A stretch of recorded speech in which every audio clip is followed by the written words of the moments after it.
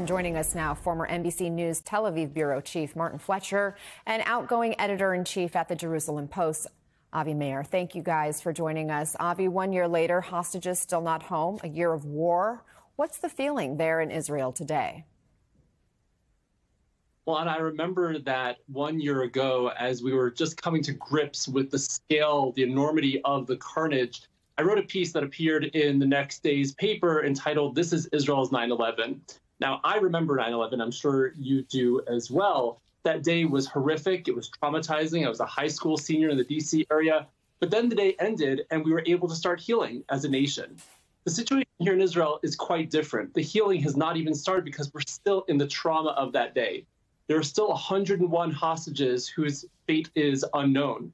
There are tens of thousands of Israelis who've been displaced from their homes who have no idea whether or when they'll even return. There are thousands upon thousands of Israeli families that have been racked by death, by horrific injuries, by trauma in a variety of different ways.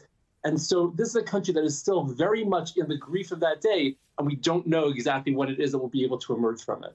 Martin, the October 7th attacks marked a significant breakdown in security and intelligence there in Israel. Now, a year later, is there any reestablishment of a sense of safety or security in Israel?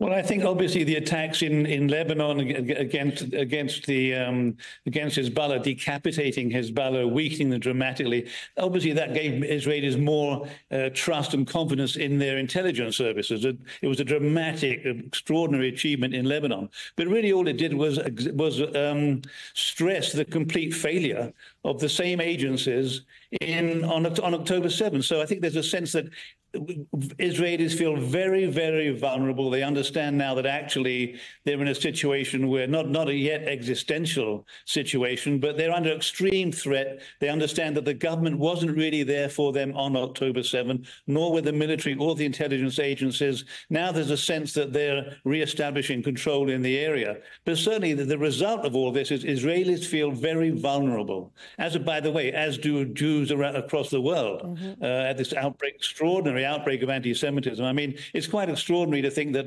1,200 Israelis were murdered on that day, that 240 odd taken hostage, and Israel suddenly has become the pariah in the world. How did that happen? So I sense there's a great sense of vulnerability among Israelis and Jews everywhere. Anna. Prime Minister Benjamin Netanyahu visited the Iron Sword Monument in Jerusalem today and said, quote, "We went through a terrible massacre a year ago, and we stood up as a people, as lions." Avi, the Prime Minister has faced significant criticism in the last year for failing to bring the hostages home, for the extensive loss of human life and the humanitarian crisis in Gaza. What does victory actually look like for Netanyahu? Well, I think victory at this point for the people of Israel would be the return of those 101 hostages. I don't see how we can claim victory with even a single Israeli still held in captivity, whether alive or dead. And I think that it needs to be the number one goal. I think there's a groundswell of support amongst the Israeli people to bring back as many of those hostages as swiftly as we possibly can.